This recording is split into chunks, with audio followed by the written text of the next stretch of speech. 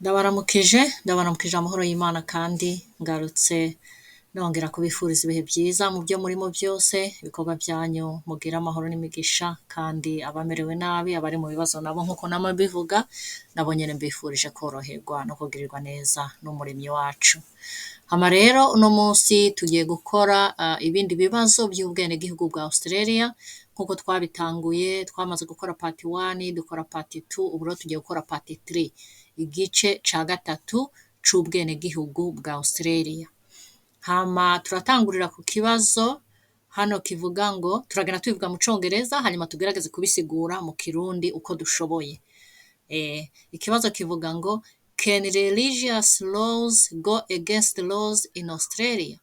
Ngo mbega amategeko yo mu madini canke yo mu matorero arashobora kuba ahabanye cane, atandukanye canke arwanya amategeko ya Australia?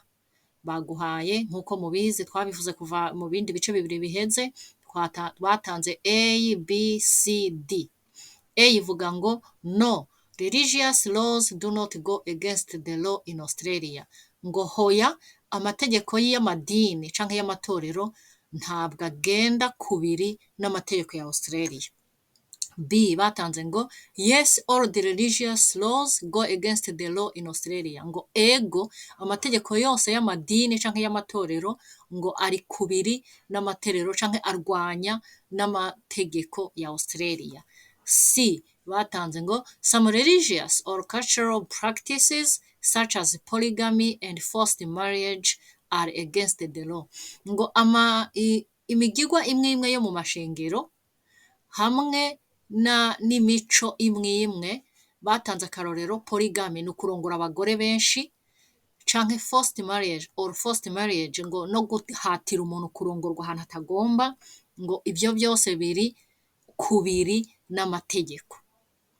Donc kandi gisubiremo mwumve ngo amashengero, imigigwa imwe y'amashengero canke imico y'abantu, batanze akarorero polygamy, kurongora abantu benshi, kurongorana n'abantu benshi, abagabo benshi, umugabo umwe akagira abagore benshi. Batanze kandi karorero forced marriage, no guhatira umuntu kuja kurongorwa ahantu atagomba canke kurongorwa atagomba, ngo ivyo biri kubiri n'amategeko, birarwanya biritandukanye n'amategeko. Hanyuma D batanze ngo there are no religious laws in Australia. Ngo nta mategeko namwe y'amadini abaho hano muri Australia.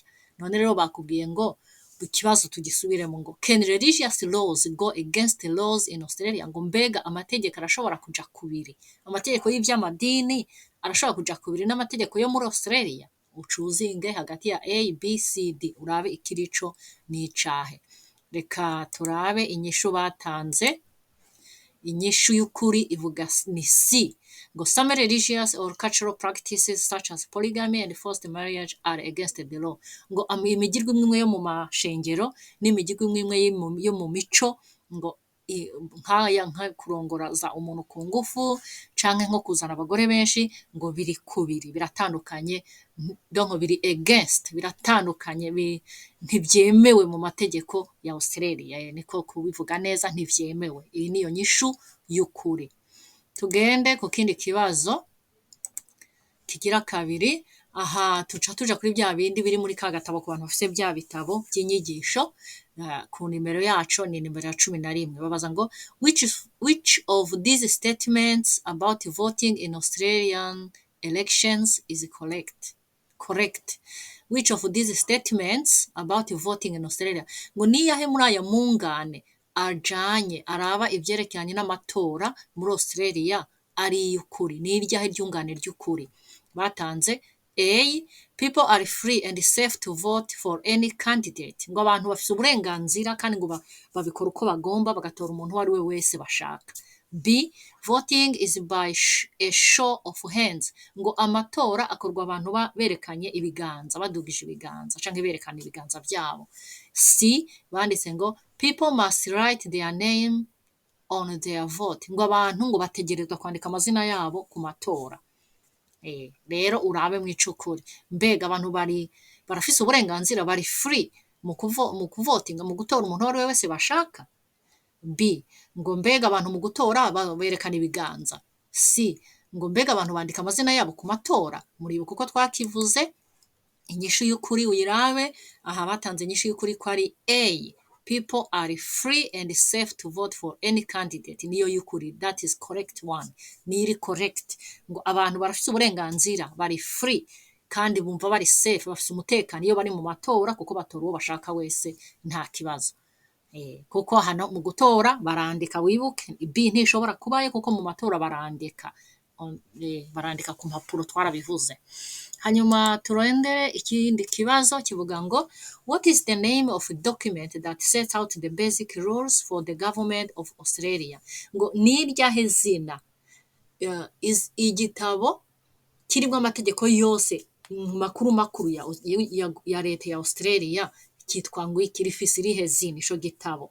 What is the name of the document? Iyo dokima irimo amategeko yose ya hano muri Australia, basic rules, amategeko amwe makuru ngo kitwa gute. Baguhaye A, B na C.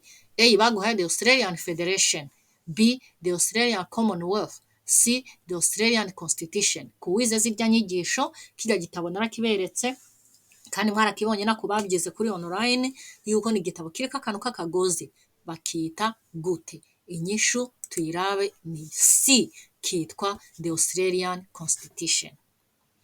Tugende ku kindi kibazo kibuza ngo what is a referendum? What is a referendum? Reka turabe uko mu Kirundi bakivuga. What is a referendum? Ntago bagisiguye bavuga ngo referendum ni iki. A batanze ugutora guhindura leta. B batanga ugutora guhindura ibwirizwa shingiro rya Australia. C batanga ugutora guhindura umushikiranganji wa mbere. Bakusaba yuko uhitamo ni icahe cy'ukuri kivuga referendum. A vote to change the government, iyo ni A. A vote to change the Australian Constitution, iyo ni B. No kuvuga guhindura ibwirizwa shingiro. C. A vote to change the prime minister, ngo amatora yo guhindura umushikiranganji mukuru. Inyishu y'ukuri ni iyihe? Iyumvire. Inyishu y'ukuri ngaha ni B. No kuvuga referendum na amatora yo guhindura Australian Constitution. Amategeko cya gitabo kibumbiye nk'amategeko yose iyo bagomba kugihindura niho bakoresha ry'amatora makuru yo mu gihugu cose yitwa referendum. Ikindi kibazo kivuga ngo which arm of government has the power to interpret and apply laws? Ngo ni ikihe gipande, ni ikihe gice, turavuga arm of government, turakivuga ngo iki? Ni ukuhe kuboko kwa leta gufise ububasha bwo gusoma no gukurikiza amategeko. Murabyibuka kuri byandi ku gice cya 3 mu nyigisho. Ni ukuhe kuboko, ni ikihe gice ca leta gishinzwe gusoma no gukurikiza amategeko. Batanze ibintu bitatu A, B, C: abashinga amategeko, abashira mu bikorwa amategeko, ubucamanza. Aha nawe ucubyiyumvira urabe mbega ni yahe. A batanze legislative, abashinga amategeko. B executive, abayashira mu ngiro. C judicial, abacamanza. Ubwo rero inyishu uciyumva ko tubivuze mu Kirundi. Igice cya leta gishinzwe gusoma no gusigura amategeko no kuyashira mu ngiro, to apply laws, ni inyishu yacyo ni C judicial. Ibintu by'abajaje tubishize nko mu Kirundi, abacamanza niho bashinzwe gushira amategeko no kuyakurikiza no kuyasoma. Ubwo rero kuyasoma mu Kirundi niko babivuze, bashinzwe gusoma no gukurikiza amategeko. Tuje ku kindi kibazo kivuga ngo ikibazo gikurikira which of these is a role of the governor general? Ngo muri ibi byose ni nakahe kazi, ni ibihe bikorwa uwitwa governor general ashinzwe. Ntabwo bamusiguye mu Kirundi cyo bisigura, ariko sinzi ko twamwita buramatari, sinzi mu Kirundi ko twogisigura, ariko ni governor general ugifata uko nyene mu Congereza. Ni ibihe bikorwa ashinzwe. Batanze A gushiraho abategetsi bakuru b'igihugu. B baguhaye gutera igikumu ku ma bills. Muribuka ama bills ni igihe itegeko ryamaze igihe muri rya ngendo muri zirya nama bariko baratora amategeko mashasha, harahigera bakayita consent, ahandi bakayita assent, ahandi bakayita bill. Rero ngo uyu muntu yashiraho igikumu, gushira igikumu ku ma bills yose yatowe n'inama nshinga amateka ya Australia, agahinduka amategeko, ni ukuvuga amaze kugiteraho igikumu gihita citwa law, gihita citwa itegeko, ubwo noneho biba birangiye. C baguhaye gushiraho umukuru w'igihugu, ngo mbega yoba ashinzwe gushiraho umukuru w'igihugu, governor general. Tubisome mu Congereza, which of these role of the governor general? The appointment of state premiers, ngo niwe ashiraho aba bantu bakuru bahagarariye intara. Ngo signing bills, ngo niwe ateraho igikumu, twari duje kubivuga mu Kirundi, ateraho igikumu ku itegeko ryamaze gutangwa n'abashingamateka hanyuma rigahinduka itegeko.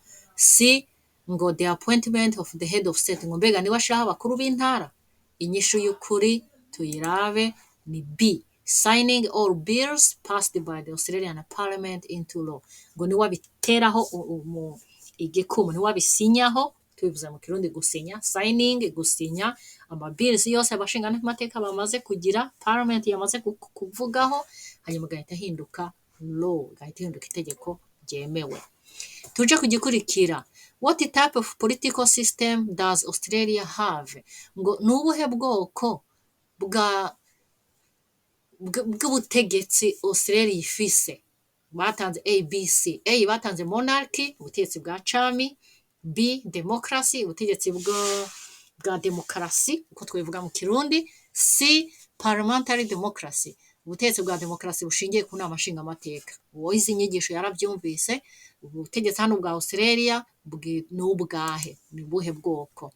Hanyuma inyishu ivuga ngo C parliamentary democracy, ubutegetsi bwa demokarasi bushingiye ku nama nshingamateka. Turebe igikurikira, what happens in a parliamentary democracy? Ni cya kintu nyine babajije mu bundi buryo. Murabona ko ikibazo kimwe bashaka kugihindukiza bakongera bakagihindukiza. Ngo mbega ni iki kiba, ni ibiki bibaho muri ubu butegetsi bushingiye ku nama nshingamateka? Demokarasi ishingiye ku nama nshingamateka iteye gute, imeze gute, ni iki kibaho, what happens? Batanze A, the citizens vote for people who represent them in the parliament, ngo abene gihugu baritorera ubwabo bagatora abantu bazogenda kubahagararira muri rya nama nshingamateka. B, the citizens vote for the people who represent them in a court of law, ngo abanyagihugu abene gihugu ubwabo ngo bitorera abantu bazogenda kubahagararira mu bucamanza, hariya muri court mu bucamanza. C, ngo the citizens vote for the people who represent them in the opera house, muribuka ya mazu abiri twavuze bakoreramwo amanama bariko baratora amategeko, bariko bakora abashinga amateka. Hano rero bavuze C, ngo abene gihugu bitorera abantu bazogenda kubahagararira mu nzu nzu umwe yitwa opera house.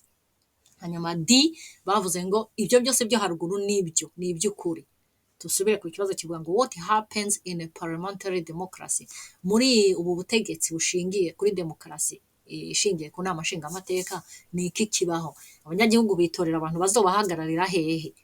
Kuko ibi bitatu byose ni people who represent, abantu babahagararira, babaserukira. Ubwa mbere baguhaye in a parliament, mu nama nshingamateka. Ubwa kabiri baguhaye in the court, mu bucamanza hajya muri court.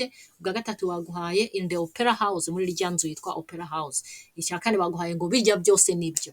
Reba rero ntibishoboka ko ishobora kuba byose ari ibyo, kuko ntabwo dutora abantu bazogenda kuduhagararira muri court, B icivamo. Hanyuma opera house nayo ntabwo dutora abantu bazogenda kuduhagararira muri iyo nzu, ahubwo twebwe dutora abantu, turebe inyishu y'ukuri ni A, dutora abantu bazogenda kuduhagararira muri parliament, mu nama nshingamateka. Hanyuma ikindi kibazo kivuga ngo what are the representatives in the parliament answerable to the people for, ngo mbega abantu twatoye bajya abantu bagiye kuduhagararira, bagiye kuduserukira mu nama nshingamateka, ngo bakora iki, ni iki badukorera, ni iki bakorera abanyagihugu, babakorera mu wiki, mu bijanye n'iki? Batanze A, B, C, D.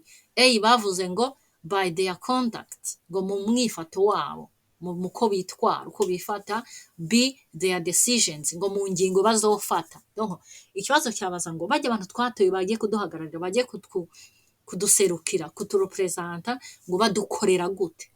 Mbega ni mu buryo bitwara muri conduct zabo, mu myifato yabo? Mbega ni mu ma decision bafata, muri decisions, mu ngingo batora? C bavuze ngo their political career, ngo mu bikorwa byabo byo muri politike, niho tubatorera, niko badufasha, niko badukorera. C ivuga ngo all the above, ngo biriya byose the above, ngo biriya byose byo haruguru A, B, C ngo nibyo. banza rero wiyumvire iyo tubatoye bajya abantu bagenda kuduhagarara muri parliament babagiye bazoduhagararira gute, bazodufasha gute, bazodukorera gute? Inyishu y'ukuri ni B, their decisions. Baduhagararira canke badufasha mu gutora ingingo mu ma decisions bamekinga, niho baba badukoreye abanyagihugu twabitoreye. Iki cyangoye gusigura mu kirundi ariko ntakundi. Hanyuma ikindi kibazo kivuga ngo who is above the other under the Australian law, ngo ninde uri hejuru y'abandi mu mategeko ya Australia. Iki kabisa twarabivuze mu nyigisho baguhaye A B C D, nawe urabe ninde ari hejuru y'abandi. Ubwa mbere A baguhaye ngo native Australians, barya abanyagihugu ba mbere bahatuye ubwa mbere bimvukira. B baguhaye citizens of Australians, abene gihugu ba Australia. Citizens ni abantu bose bafise ubwene gihugu, ukona kukamenye. C baguhaye ngo no one, all Australians are equal under the law, ngo nta numwe, abantu bose barangana imbere y'amategeko.